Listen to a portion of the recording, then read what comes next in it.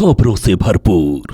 देखिए, जैसा कि उम्मीद थी कि सुप्रीम कोर्ट अपने ही फैसलों के खिलाफ नहीं जाएगा और संविधान के प्रस्तावना में से सेकुलर और समाजवाद शब्द हटाने की जो भाजपा नेताओं की मांग की याचिका थी उसको खारिज कर देगा, और वैसा ही हुआ भी है। अब सबसे बड़ा सवाल ये है कि ये एक ऐसा प्ली था जो इंटरटेनेबल नहीं था, यानी ये याचिका स्वीकार ही नहीं की जानी चाहिए थी, क्योंकि सुप्रीम कोर्ट अपने दो सबसे बड़े अहम फैसलों में ये स्पष्ट कर चुका है, एसआर बोम्मई केस में और केशवानंद भारती केस में, कि बेसिक स्ट्रक्चर में कोई बदलाव नहीं हो सकता।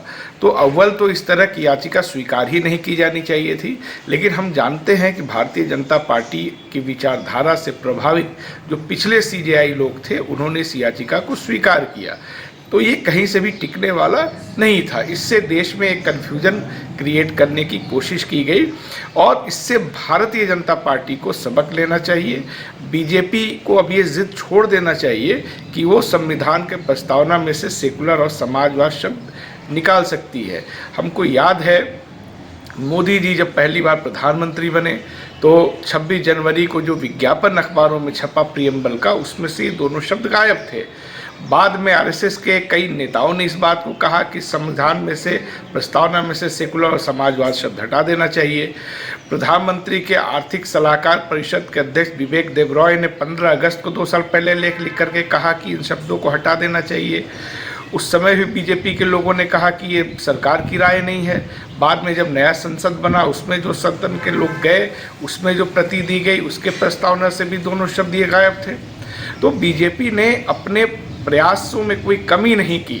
यहाँ तक कि राज्यसभा में भी केजे अल्फोंस और बीजेपी के एक बिहार से आने वाले सांसद ने प्रस्तावना में से सेकुलर और समाजवाद शब्द हटाने के लिए निजी प्राइवेट बिल लाया, जिसको कि स्वीकार नहीं किया जाना चाहिए था, उसको लेकिन स्वीकार कर लिया हरिवंश जी ने, जो अनकॉन्स्टिट्यूशनल था।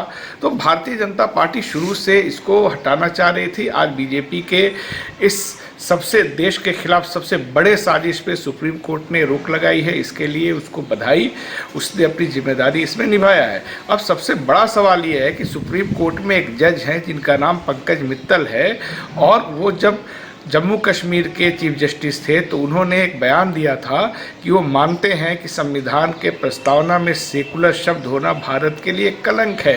क्या सुप्रीम कोर्ट के इस फैसले के बाद भी इस तरह के लोगों को सुप्रीम कोर्ट में जज बने रहने का अधिकार है? उनको तो स्वतः अब अपने पद से हट जाना चाहिए, या फिर सुप्रीम कोर्ट को चाहिए कि उनको हटा दे। ये बहुत स्पष्ट क्लियर फैसला है, बीजेपी को इससे सबक सीखना चाहिए।